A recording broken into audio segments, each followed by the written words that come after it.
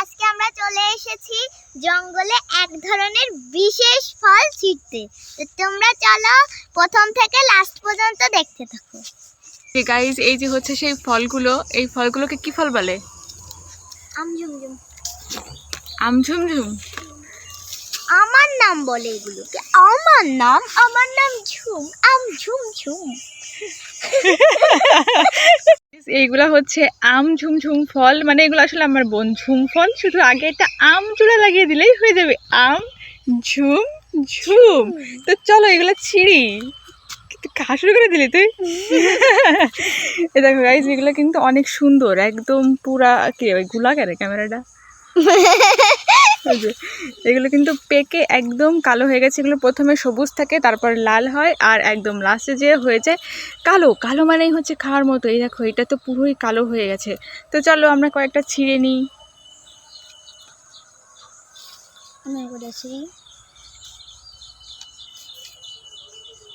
তা পাকা না, পাকা দেখে ছিঁড়তে হবে।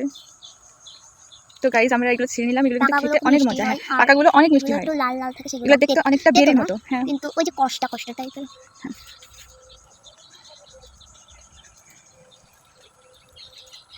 এটা কার কার বাড়ির ধারে পাওয়া যায় আমাকে বলবেন। এটা আমাদের বাড়ির ধারে না, এটা আমাদের মাঠের ধারে। এটা জঙ্গলে। হ্যাঁ, জঙ্গলে। গাইস, আমাদের ফল ছিঁড়া শেষ। আমার তো এখন আমরা খাবো।